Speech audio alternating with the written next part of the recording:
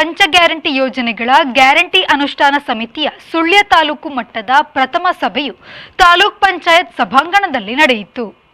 Guarantee ಅನುಷ್ಠಾನ ಸಮಿತಿ ಸುಳ್ಯ ತಾಲೂಕಿನ ಅಧ್ಯಕ್ಷ ಶಾಹುಲ್ ಹಮೀದ್ ಕುತ್ತಮೊಟ್ಟೆ ಅಧ್ಯಕ್ಷತೆಯಲ್ಲಿ ಸಭೆ ನಡೆಯಿತು.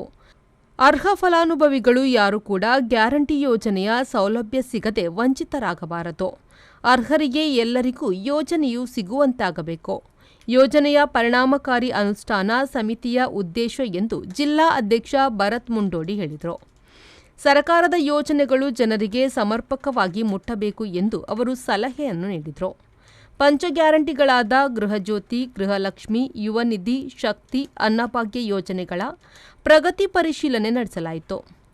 ಗ್ಯಾರಂಟಿ ಅನುಷ್ಠಾನ ಸಮಿತಿಯ ಜಿಲ್ಲಾ ಅಧ್ಯಕ್ಷ ಭರತ್ ಮುಂಡೋಡಿ, ಜಿಲ್ಲಾ ಉಪಾಧ್ಯಕ್ಷ ಜಾಕಿಮ್ ಡಿಸೋಜಾ, ಜಿಲ್ಲಾ ಸಮಿತಿ ಸದಸ್ಯ ರಂಜಿತ್ ರೈ ಮೇನಾಲ, ತಾಲೂಕು ಪಂಚಾಯತ್ನ ಕಾರ್ಯನಿರ್ವಾಹಕ ಅಧಿಕಾರಿ ರಾಜಣ್ಣ ವೇದಿಕೆಯಲ್ಲಿ ಉಪಸ್ಥಿತರಿದ್ದರು.